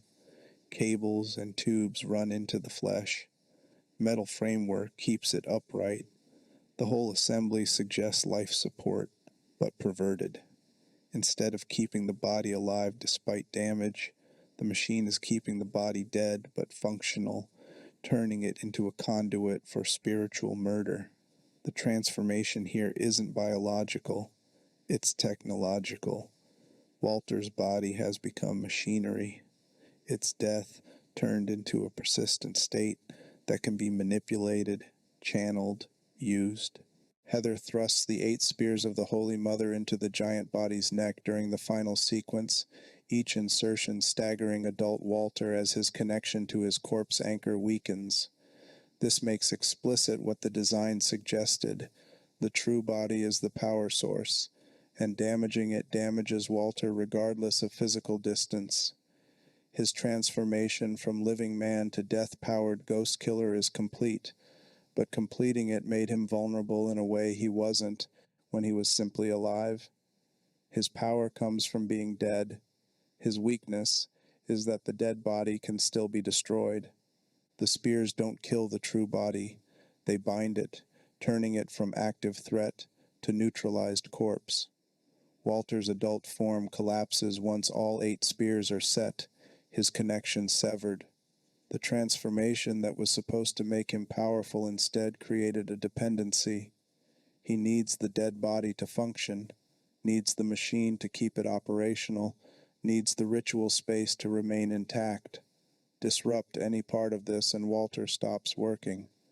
The brutality is that he did this to himself willingly, believed this transformation would set him free, and instead created a configuration where his existence depends on a corpse being properly maintained by arcane machinery. Part 3. The Punishment of the Guilty. When the town passes sentence. Silent Hill doesn't punish randomly. It selects. Official materials and in-game evidence suggest the town calls certain people, drawing them to Toluca Lake through mechanisms that feel supernatural but operate with clear intentionality. You don't stumble into Silent Hill by accident. You're brought there because something about you aligns with what the town needs to say. James Sunderland receives a letter from his dead wife. The letter is impossible. Mary's been dead for 3 years, but it exists physically, sits in his pocket, names specific locations in Silent Hill as meeting points. James follows because he needs to believe Mary could still be alive, needs the fantasy more than the logic that says it's impossible. The letter is the town's invitation, written in Mary's voice because that's the voice James can't ignore. Harry Mason crashes his car on the road into town after swerving to avoid a figure in the fog. His daughter Cheryl vanishes from the wreck in the seconds he's unconscious. The pursuit of Cheryl becomes the motor that drives the entire first game, pulling Harry through every location, forcing him to confront every truth about Alessa, Dahlia, and the cult's plans. Harry doesn't want to be in Silent Hill. He wants his daughter. But the town needed him there, needed his specific psychology and his specific desperation, so it arranged circumstances that made his presence inevitable. Heather Mason, born Cheryl, now living under a different name, is found by Claudia Wolfe at a shopping mall in another town entirely. Claudia tells her she needs to come home to Silent Hill, return to where she belongs. Heather refuses, runs, and finds her apartment trashed and her father dead when she returns. The message is clear. Refusing Silent Hill's summons has consequences. She goes to the town to exact revenge, to stop Claudia, to end the cult that's been hunting her since before she was born. But she goes because the town forced the issue. Refusal was punished with her father's death. Acceptance meant walking into the place built around her predecessor's trauma. Travis Grady rescues a burned girl from a house fire on the outskirts of town and follows her to Alchemilla Hospital. That girl is young Alessa, and saving her drags Travis into the hours before Silent Hill's mythology fully activates. The town shows him its formation, lets him see how otherworld transitions work, forces him to navigate between states using mirrors. Travis isn't guilty of anything specific beyond existing at the wrong moment, but his presence makes him witness and participant in events that will echo through the next games. The town uses him as an anchor, as proof that someone from outside could be present for the ritual and survive to tell the story. Murphy Pendleton ends up in Silent Hill after a prison transport vehicle crashes on the edge of town. He was being transferred to another facility when the accident happened, and rather than wait for rescue, he runs. The town draws him in through a combination of his own choices and supernatural manipulation, then proceeds to show him exactly how responsible he is for the violence in his past. Murphy killed the man who murdered his son. Murphy is in prison for that murder, and Silent Hill makes him relive that choice, that violence, that conviction that killing his son's murderer was justified.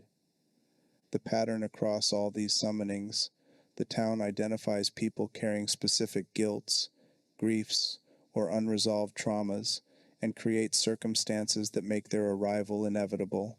The methods vary: supernatural letter, car crash, cult contact, rescue mission gone wrong, prison transport accident, but the result is the same. You end up in Silent Hill because Silent Hill wants you there. The town is the judge summoning you to trial, and refusing the summons only makes the punishment more severe. The trial's built into geography. Once you arrive, the town structures your experience as a series of tests. These aren't abstract moral trials. They're physical spaces you must navigate, enemies you must face, puzzles you must solve, all designed to force you to engage with the specific guilt or trauma that brought you here. James's trial begins on the streets of South Vale and builds through apartments, hospital, prison, and hotel. Each location addresses a different aspect of his relationship with Mary and his guilt over killing her. The apartments force him to navigate domestic spaces filled with mannequins and lying figures, creatures that speak to the breakdown of intimate relationships and the body as prison. Brookhaven Hospital makes him walk through medical examination rooms, patient wards, and treatment spaces while confronting what prolonged illness does to the person caring for the sick. Toluca Prison and the labyrinth beneath it position him as criminal and executioner simultaneously, forcing him to gather evidence, the tablets, face his own mechanisms of punishment, Pyramid Head, and literally walk through a cemetery where his own name appears on a gravestone. The tests aren't subtle. The game shows you a hospital room where Maria lies dead behind glass while James is locked out, shows you Pyramid Head executing mannequins, shows you Angela walking into fire, shows you Eddie embracing murder as solution. Each encounter is positioned so James cannot avoid it, cannot pretend he didn't see it, cannot escape the comparison between what happened to these people and what he did to Mary. The puzzles enforce the same message. The Louise box in Brookhaven requires gathering medical keys and codes written in blood, forcing James to navigate spaces designed around patient suffering to make progress. The gallows tablets in Toluca prison are scattered through cells, showers, and cafeteria, spaces where prisoners live and die, and placing them correctly on the courtyard monument triggers changes that let you descend deeper. The hotel's briefcase puzzles require using thinner to reveal codes hidden beneath black marker, literalizing the way truth is hidden under surface appearances. Every solved puzzle is an admission. I can navigate these spaces. I understand the logic of medical imprisonment. I comprehend how execution works. I know how to read through obscured messages to find what's been covered up. The town grades you on these admissions, and passing the tests, solving the puzzles, defeating the bosses, reaching the next area, means demonstrating competency with exactly the themes your guilt revolves around. Heather's trial in Silent Hill 3 is more straightforward in its brutality. She must kill the god growing inside her, the same god her previous incarnation was supposed to birth. The shopping mall nightmare that opens the game shows Heather trapped in retail spaces turned hostile, pursued by things that want to make her into something she's not. The amusement park forces her through the happy carousel to fight her own memory, her own face turned enemy. The church culminates in her forcing herself to vomit up the fetus, rejecting the god physically, then watching Claudia swallow it and birth the thing herself before Heather kills it. The trial's message: you cannot escape what was started in your previous life. Alessa's trauma, Dahlia's ritual, the cult's plans, all of it continues through Heather, even though she changed her name, left town, tried to live normally. The town literally won't let her keep the god down. She has to expel it, watch it be born wrong through someone else, and kill it personally. The brutality is the persistence. Your past cannot be buried, your trauma cannot be escaped, and trying to live as someone else only delays the confrontation that was always going to happen. The Order's presence throughout Heather's journey makes her trial explicitly religious. She's being judged by a cult that believes her body is sacred, that her existence serves their eschatology, that her resistance to their plans is the resistance of the flesh against divine will. They send missionaries, blade-armed enforcers, to kill her. They staff hospitals with nurses carrying revolvers. They manifest scrapers in the chapel's final corridors, guardians cutting metal on metal with tonfa blades while wearing order robes. Every enemy makes clear, this is theological punishment, divine violence enacted by believers who think harming Heather's body serves God. Angela's trial, glimpsed through James's perspective, never ends. Each encounter shows her deeper in trauma, further from escape, until the burning stairwell makes clear that her version of Silent Hill is permanent. She found her father's knife. She killed him, or tried to, or wants to. The game never clarifies which. And the town built abstract daddy from her memories of sexual abuse, placed it in her path, forced her to confront or flee. When James defeats the creature on her behalf, Angela's response is clear. This changes nothing for her. The monster is dead in James's reality, but in Angela's reality, the abuse continues. Her trial has no conclusion except the one she chooses at the stairs. Climb into the fire, become the burning girl, end herself, because ending the trial any other way is impossible. Eddie's trial ends with James killing him. The town showed Eddie his capacity for violence, his willingness to embrace murder, his justification of harm through past humiliation. Eddie accepted what the town showed him. He stopped pretending his violence was defensive and started calling it righteous. The town passed sentence. You embraced murder, so you become murder's victim. James becomes the instrument of that sentence, killing Eddie in the meat locker, standing over his corpse, knowing that the trial ended with execution. The endings as verdict. Silent Hill's ending systems formalize the town's judgment into specific verdicts. These aren't arbitrary branching paths or player choice consequences. They're the town reading your total behavior across the game and determining which conclusion fits your particular configuration of guilt, denial, and processing.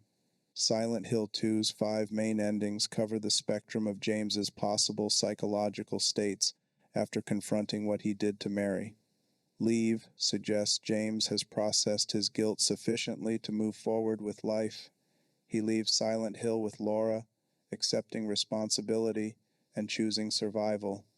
In Water shows James unable to live with his guilt, driving his car into Toluca Lake to die.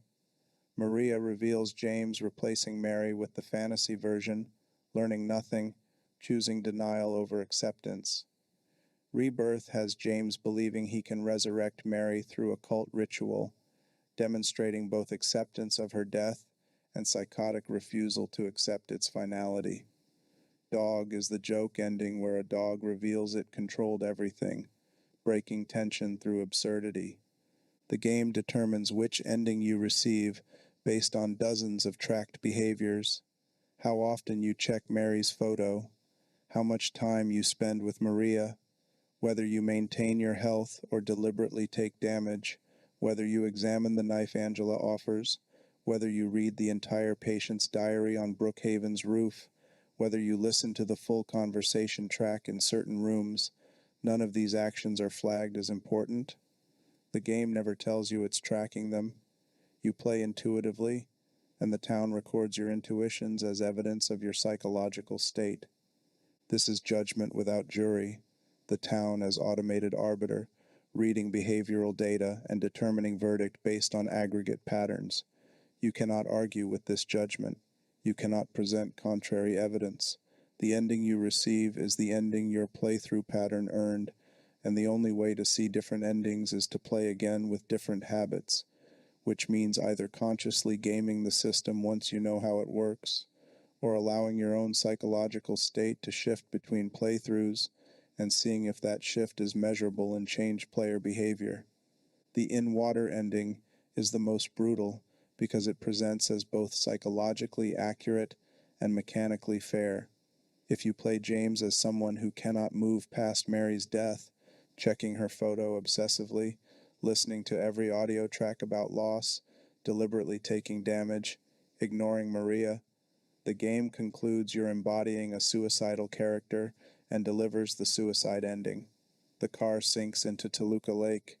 James's voiceover admits he killed Mary and couldn't live with that knowledge. The credits roll over black water. The verdict, you played someone who deserved death, so death is what you receive. This raises uncomfortable questions about player psychology versus character psychology. Are you playing James or are you playing yourself through James's situation? When you check Mary's photo repeatedly, is that James's behavior or yours? When you ignore Maria, is that strategic gameplay or emotional expression? The ending system refuses to distinguish between these possibilities. It treats player behavior as character behavior, measures your habits as James's psychology, and delivers a verdict that might say as much about you as it does about him. Silent Hill. Three's endings are simpler but no less brutal. Normal has Heather leaving town after killing the god, having finally ended what Alessa started. Possessed shows Heather failing to stop the ritual, becoming the god's vessel after all, proving that escape was never truly possible. The difference between these endings depends largely on not using too many health items and making certain dialogue choices, but the thematic divide is clear. Either you overcame what was predetermined, or the predetermined path consumed you anyway. Either way, Heather's father is dead, the cult persists, and her normal life is destroyed. The trial ends, but the punishment is permanent.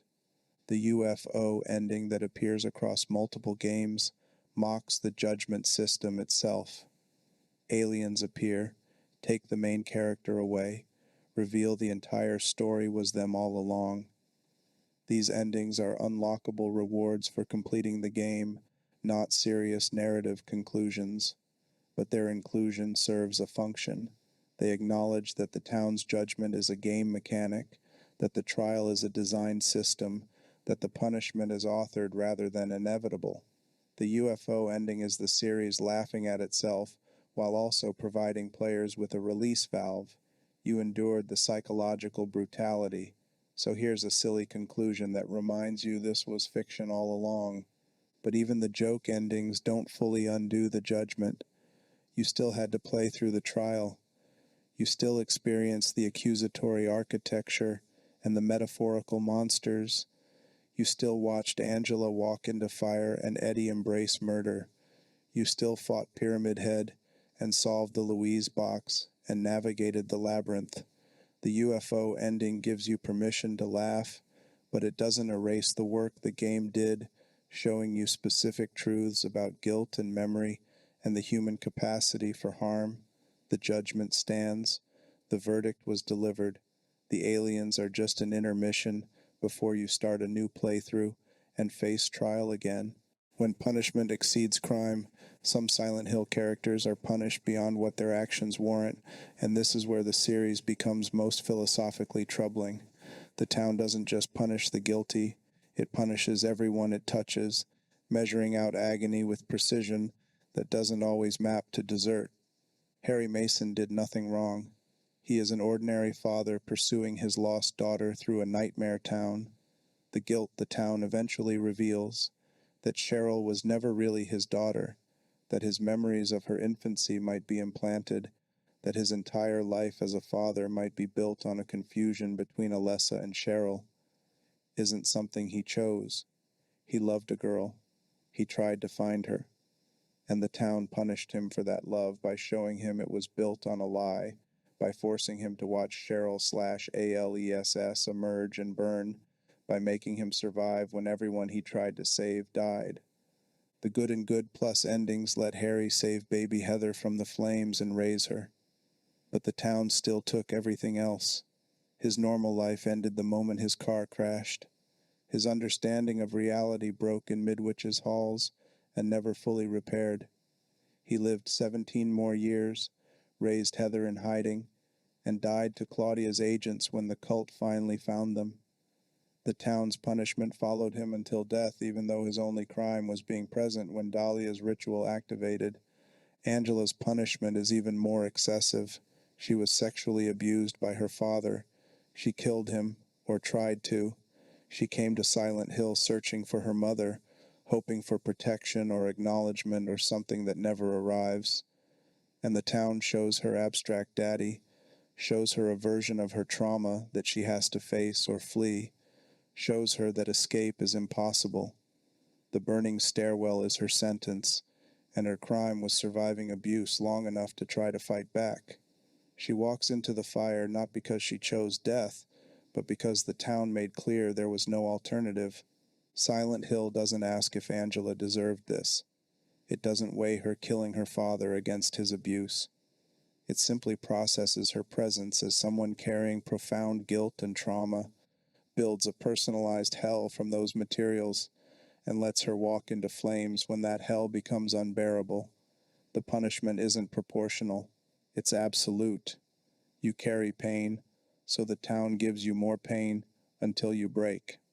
Travis Grady in Origins saves a young girl from burning and gets dragged into 7 years of cult history he has no stake in.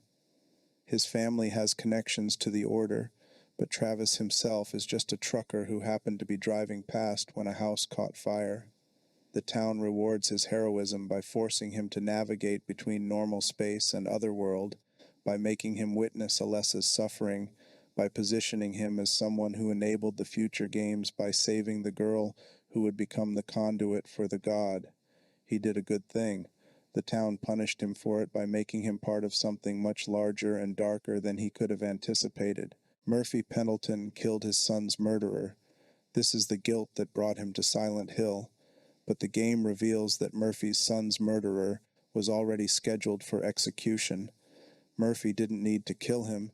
The state was going to handle it. Murphy chose vigilante justice anyway, chose to become a murderer himself, and ended up in prison.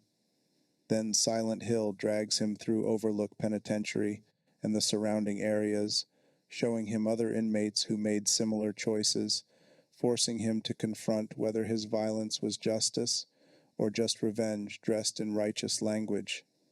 The game's orphanage segments make clear that Murphy's punishment isn't just about the murder. It's about everything the murder represented: his willingness to abandon system justice for personal satisfaction, his belief that his pain entitled him to cause pain, his conviction that killing would make the grief more bearable. Silent Hill shows him it didn't. The grief remains. The violence didn't fix anything. And now he's trapped in a town built around making him feel what his victim felt, making him understand punishment from the perspective of someone being punished. But here's the thing: Murphy's son was murdered. That's not Murphy's fault. He didn't create the situation. He reacted to it. And while his reaction was criminal and morally questionable, it was also understandable. A father's rage at the person who destroyed his child. The town doesn't care about understanding. It cares about guilt.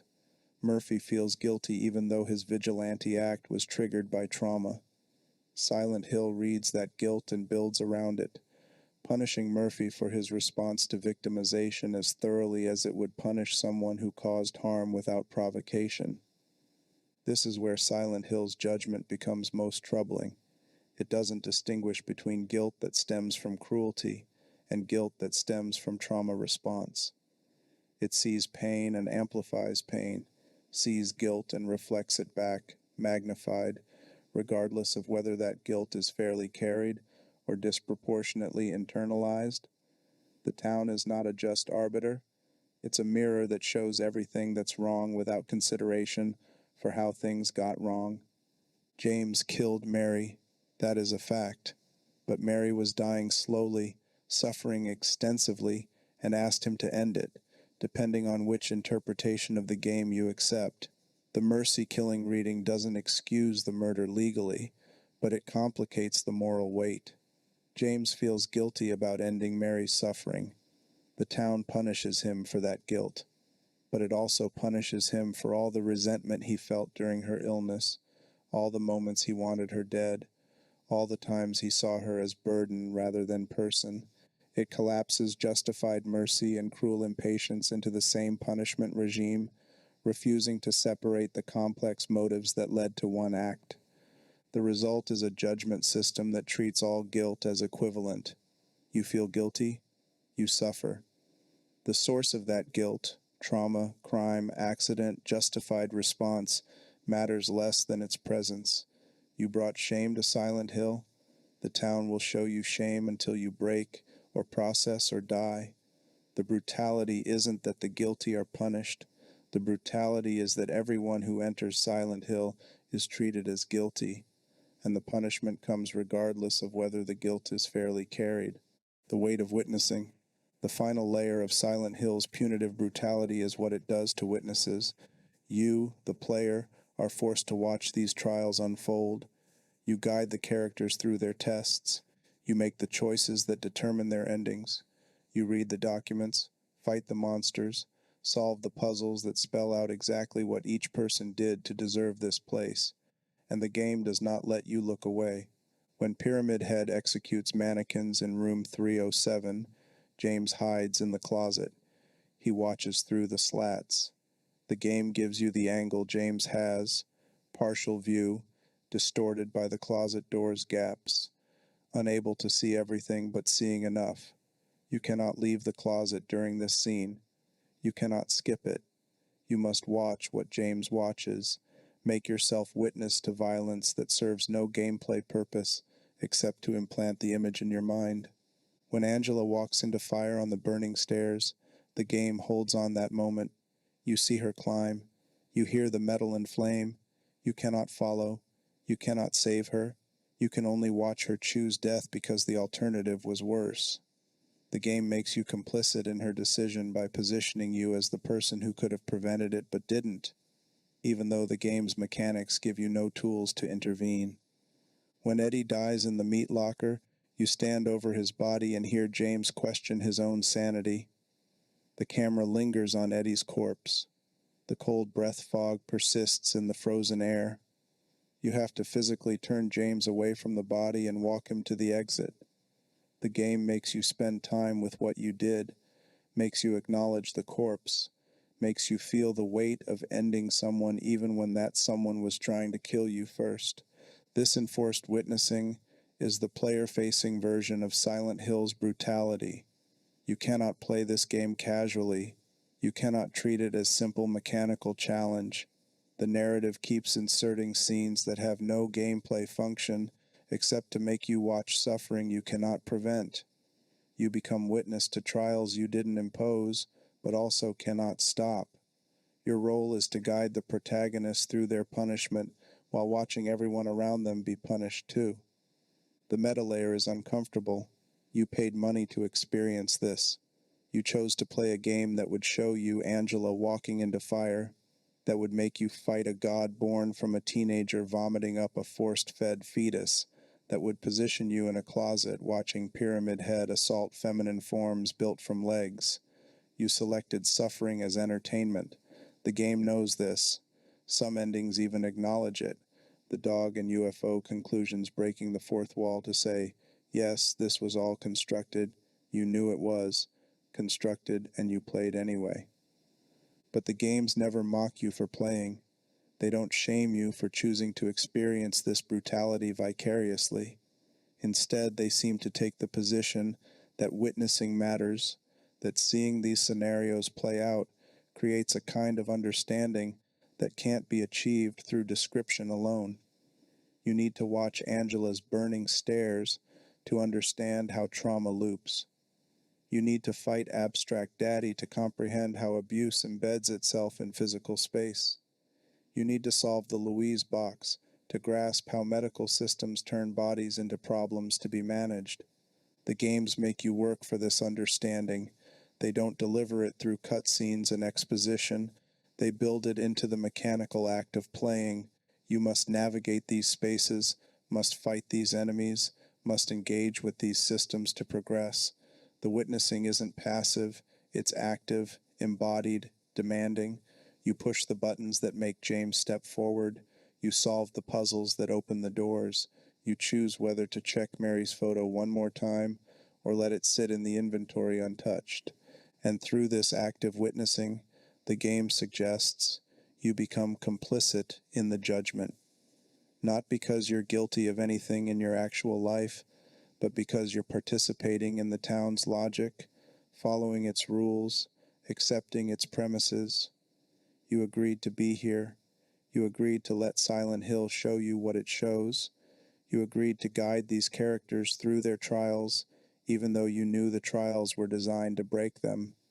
Your witnessing isn't neutral. It's participation. And the game knows you can't look away, because looking away means closing the game, and you won't do that. You want to see how it ends. The brutality Silent Hill inflicts on players isn't physical. It's psychological and moral. The game makes you complicit in horrors you cannot prevent, makes you work to understand suffering you didn't cause, makes you witness trials you have no authority to judge. You become the voyeur the town always wanted, someone who sees everything, who follows to the end, who accepts the verdict even when the verdict seems unjust. The punishment for players isn't death, it's knowledge, the knowledge of what people do to each other, what guilt looks like when it takes physical form, what happens when a town builds itself around the worst things people carry inside them and forces those things into the light. Closing, the fog never really lifts. We've traced 3 dimensions of Silent Hill's cruelty: the existential brutality of being seen completely, the physical brutality of bodies turned into symbols of pain, and the punitive brutality of trials built around guilt and trauma. These systems don't exist separately. They reinforce each other, creating feedback loops where psychological exposure leads to physical transformation, leads to environmental punishment, leads back to deeper psychological exposure. The town operates as machine, as mirror, as judge, as witness. It watches from the fog. It builds monsters from your memories. It constructs architecture that forces you to engage with your worst acts. It tracks your behavior and determines endings based on patterns you didn't consciously form. And it does all of this without apology, without mercy, without consideration for whether the punishment fits the crime. Silent Hill is brutal because it refuses the comforts most horror games provide. It won't let you be the hero. It won't let you be innocent. It won't let you fight your way clear without understanding what your fighting represents. The monsters aren't random. The locations aren't neutral. The endings aren't reward or failure, but psychological assessment. Every element serves the same purpose, forcing confrontation with interior damage that's easier to bury than examine. The series has evolved across entries, different developers interpreting the core concepts through their own lenses. Team Silent built the foundation, psychological horror grounded in character trauma, monsters as metaphor, environments that shift between real and other. Western developers maintained the atmosphere while emphasizing combat. Later Japanese studios returned to exploration and narrative focus. The 2024 remake of Silent Hill 2 demonstrates that the brutality survives translation, that new technical capabilities can enhance rather than dilute the core experience of being judged by a town that sees you perfectly. What remains constant across iterations is the town's fundamental stance. You came here because something inside you needed to be addressed, whether that's murder guilt, abuse trauma, misplaced grief, or simply the capacity for harm that all humans carry. Silent Hill builds around it. The fog is the neutral state. The other world is the examination. The monsters are the questions asked about you. The puzzles are the evidence you must assemble about yourself. The bosses are the aspects of guilt you must defeat or be defeated by. And the player, you, sitting in a room far from Toluca Lake, controller in hand or keyboard under fingers, you are the final participant in this system. You chose to enter. You chose to witness. You chose to guide these broken people through their trials, knowing the trials were designed to be painful. You accepted the town's premise, that horror lives in recognition, that truth is more terrible than fantasy, that sometimes the worst thing you can encounter is yourself made visible. The brutality of Silent Hill is that it's right, not about everything, not about all guilt being equal, not about all punishment being just, not about suicide being the only escape from trauma, but right about the core fact that most people carry damage they refuse to examine, that most suffering is interior before it becomes exterior, that most monsters are made of the same material as the people they haunt. The town forces examination. It makes interior damage visible. It transforms psychological reality into physical threat and makes you fight through your own metaphors to reach something like understanding. Whether that understanding leads to healing or destruction depends on the ending you receive. Whether the ending you receive depends on your choices or on patterns deeper than choice is one of the series' open questions. Whether playing these games is therapeutic confrontation or voyeuristic indulgence is something each player must answer for themselves. The town doesn't clarify these ambiguities. It simply builds around them, makes them playable, forces them into being through the brutal architecture of survival horror. The fog persists. The radio crackles. The streets remain empty, except for things that shouldn't exist but do. And somewhere in that mist, a door opens on a building you recognize, or thought you did. The sign above the entrance is clear enough to read. You step inside because the game requires it, because you want to see what happens next, because something about this place feels important, even when every instinct says to turn away.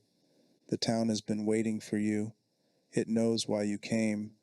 It has prepared spaces specific to your psychology, monsters built from your fears, puzzles only you can solve because they're written in the language of your particular guilt. The brutality is already in motion. The trial has begun, and the verdict will be delivered in the form of an ending screen that you worked hours to reach, thinking the whole time that you were playing a game when really you were undergoing assessment. This is Silent Hill. It sees you. It knows what you did. It remembers what you've tried to forget. And it will show you all of this, every crime, every shame, every capacity for harm, through fog that obscures everything except what you wish it would hide. The brutality isn't that the town is cruel. The brutality is that the town is honest, and honesty about what we carry inside us is the most unbearable weight of all. Rest now. The streets are quiet. The radio's static has faded to background hum. The next player will enter the fog soon enough, following their own letter or pursuit or summons, and the town will begin its work again. For tonight, this tour is complete. You've seen the architecture of suffering, watched bodies transform into symbols, witnessed the punishments delivered to the guilty and the guilty adjacent alike. You know what Silent Hill is now, not just a town, not just a game, but a mirror that reflects the specific darkness each person brings to it. And you know, even if you don't want to admit it, that somewhere in these twisted streets and rusted halls and fog-shrouded roads, there's a building with your name on it, a trial designed around your particular configuration of guilt and fear, a sentence waiting to be passed. The town remembers everyone who walks through it, and it never forgets what it learned. The fog never really lifts. It just waits for you to step back inside.